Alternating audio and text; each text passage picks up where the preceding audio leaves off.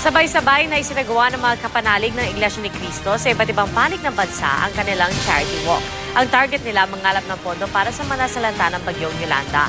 Mula sa Maynila, nakatutok live si Victoria Tulad. Victoria? Pia 3 buwan matapos ang pananalanta ng bagyong Yolanda, patuloy pa rin ang pagtulong sa mga nabiktima nito at kabilang na nga dyan ang isinagawang worldwide walk ng Iglesia ni Cristo. Nabalot nga ng tila dagat ng tao ang Roxas Boulevard sa Maynila dahil sa worldwide walk ng Iglesia ni Cristo. 1.6 kilometers ang haba ng walkathon mula CCP Complex hanggang sa Luneta. Alas 6 ng umaga ito nagsimula pero ang grupo ni Clark Abesilia, alas 2 pa lang na madaling araw, nasa Roxas Boulevard na. Sobrang saya po unang-una po kasi nakatulong po kami sa mga nasalanta ng bagyong Yolanda.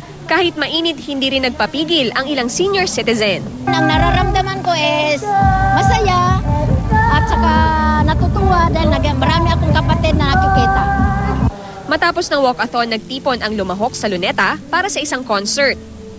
So far, generally peaceful. Wala pang reported na incident of pickpocketing or snatching. Lumahok din sa Walk for a Cause ang iba pang miyembro ng INC sa iba't ibang panig ng bansa.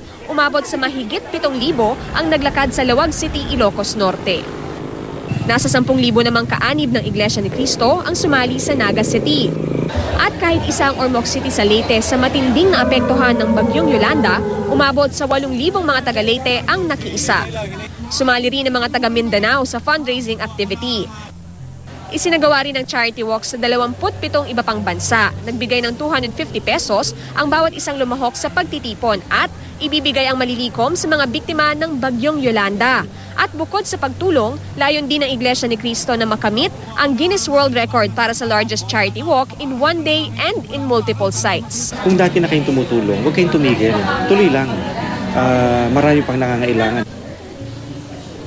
Nagpapatuloy pa rin ang concert ng Iglesia ni Cristo dito sa Luneta. Maaaring magtagal daw ito hanggang alas 6 ng gabi. Gayunman, bukas na rin ang mga kalsada sa trapiko maliban na nga lang sa bahagi ng Luneta. Ayon sa organizers ng walkathon, kaninang alas 4 ng hapon ay umakyat na sa mahigit 100,000 ang bilang ng mga lumahok. At yan muna ang latest mula rito sa Maynila. Balik sa inyo, Pia. Maraming salamat, Victoria Tulad.